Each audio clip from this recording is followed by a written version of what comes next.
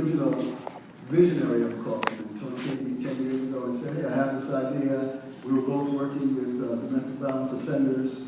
I was running the largest program in the country, and he was doing great work throughout the country around working with domestic violence offenders in particular.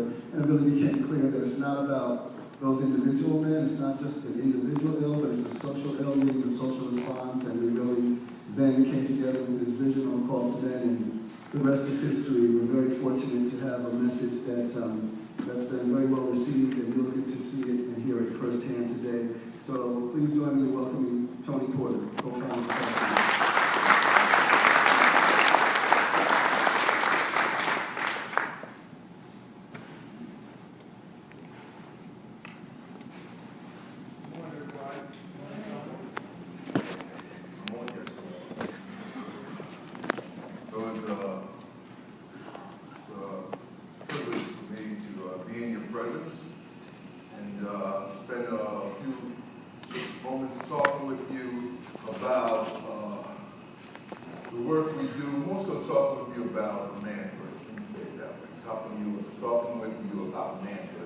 Why we feel it's important for us to be together. We would consider some critical mass of men who have influence over the lives of young men, and the responsibility we have as a group in doing this work. So I'm going to share with you, solicit from you. This is more of a discussion that I will lead over the next 40 minutes or so, and then we'll hear from other men and their points of view from what we've heard. We believe that men need to be together, that men need to talk together, name many things together that we're experiencing.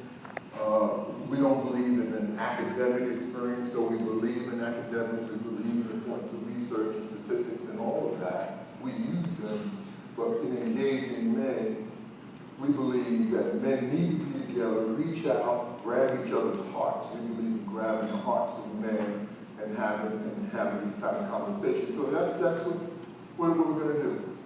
I know there's a handful of women in the room, and we appreciate and honor their presence, but it's going to be a conversation amongst men. And so I'll kind of lead that conversation. But if you're in the back of the room, that really doesn't mean anything. I'm coming like Scott back there. Scott knows I'm coming back there to talk to you all. Because it's a conversation amongst men, and we like to get front and center and be present with men.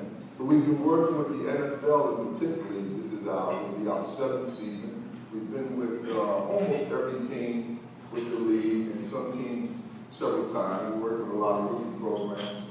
We'll be at the rookie symposium this year with the league. We went to the Seahawks maybe about 5 seasons ago. We were here and worked with your team. So we're honored to do that work, and we have a message that works for men. We love being men, we love being with men in a way that we as men can gravitate and connect with each other and do this good work. I really appreciate the speakers that have come before me. Pastor Presley, I think resonates somewhat with what he shared, Attorney General Ferguson. So, and that's the way we feel to be with men. Talk to my heart. Be transparent. Allow yourself to be vulnerable so those in your company can be vulnerable. So I'll try to model that as well in my conversation with them. So, what we're going to talk about is what we call manhood files. We have another name for it at times. We call them man files. But for today, we want to call them manhood files. I want you to think of like computer files. If I do something wrong on the computer, I'm not too savvy to begin with. Sometimes you come up with a page of just files, and I don't make sense of what they all mean, but they're all there. Sometimes manhood works that way, just like these files that are running through our brain. We're not sure where we got the messages, but we got them. We're not sure as to how they all operate, but they operate and function, pretty much the same. We haven't been across the globe, but we've been in many countries outside of the U.S. Men tend to operate and think the same in most places we go. We've asked you to have, We've asked questions, well, can I bring my son? Sure, well, he's on the 8th. That's fine. Unfortunately, he could be sitting in this room with us right now, and he can take part in this conversation like a man is 8. With actually no problem. Actually, he hasn't been taught to be as politically correct yet. So he'll share more detailed information than most of us do. But the point is, unfortunately, and Pastor talked about that, is he already got it. He already got the message. He already understands his place and his role as a man. And so some of our work is really to name some of that stuff. We want to hold on to all the wonderful, rich things about being a man. So there are wonderful things about being a man. We want to lift up and honor you and all the work you do, but we want to also have a conversation about some of the stuff that's keeping us stuck. We want to engage you in that process of change. So when we look at these files of how the boys to become men, meaning that the files don't go away when we're men, but for many of us they start as boys. There are different things we experience. One of the things we experience as men is no fear. All right? That as men, we're supposed to operate as if we have no fear. Let me back up a second and say, what I want to do for a few minutes with you is deconstruct some aspects of manhood, of what we've learned about manhood. Do a little deconstructing of manhood. Take a look inside of it.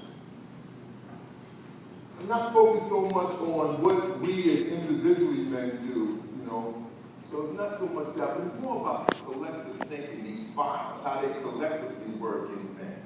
I want to engage you, I want you to be open to the conversation. I want you to know that your answers are not an indictment on you and how you may think, act, or behave. It's more about what we know about men. So please engage with me comfortably. But this whole thing about no fear, all right? I know I have a lot of football coaches and basketball coaches here. I walked around the room and met many of you. I was talking to my friend over here. What's your name, sir? Sean? And I said to him, you look like a coach. See that clean-cut haircut you got? And my son Trent was with me today who just lives and breathes football. He would say, that's a football coach there, Dad. All right, so I'm in the midst of coaches. Let's talk about this thing, no fear, right? So, sir, what's your name, sir? Peter, you look like a coach. Yeah, old coach. Right?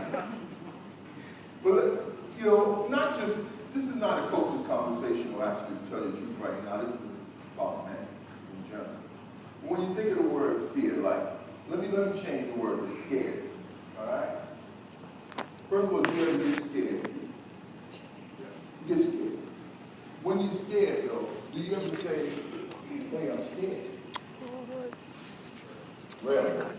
So when you are scared, how do you say I'm scared?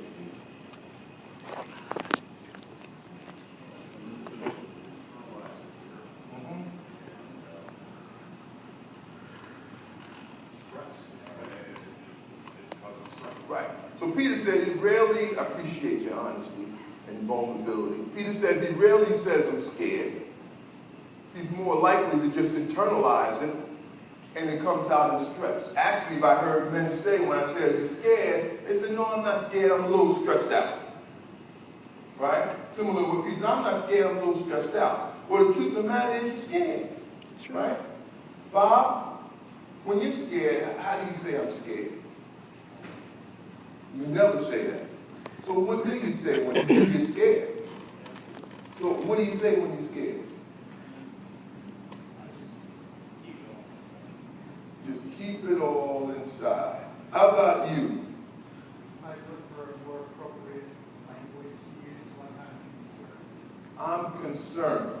Joan, I appreciate that. I'm concerned. Well, Joan, you're not really concerned. You're really scared.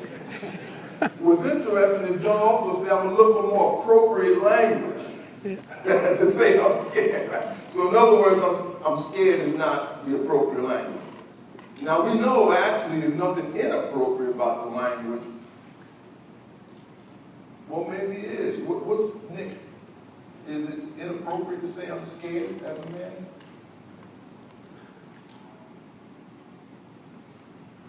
Do you use it? You say I'm scared when you're scared?